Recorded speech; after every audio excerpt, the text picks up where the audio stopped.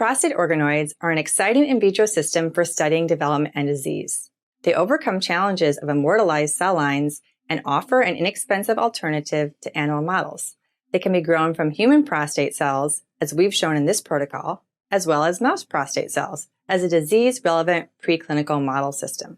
Many labs have described useful culture methods and endpoints, but we hope to bring those details together in one protocol and demonstrate the particularly challenging steps for new users. As the techniques improve, prostate cancer organoids can be grown from patient samples as a precision medicine approach to model disease and response to therapies. The culture conditions are specific to prostate organoids. However, many of the endpoints have been adapted from other tissue types. A user could adapt portions of this protocol to their cell type of interest.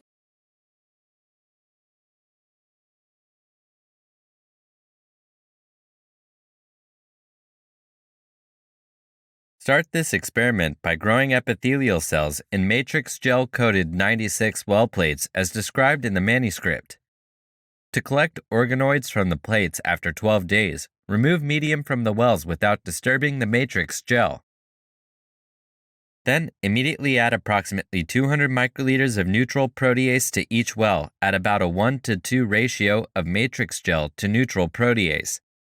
Incubate the plate for 20 minutes at 37 degrees Celsius. Then pipette up and down to mechanically dissociate the mixture and incubate again for 20 minutes at 37 degrees Celsius. After the incubation, transfer the neutral protease matrix gel cell mixture from a few wells to a microcentrifuge tube. Pellet the cells by centrifugation at 300 × G for 3 to 5 minutes.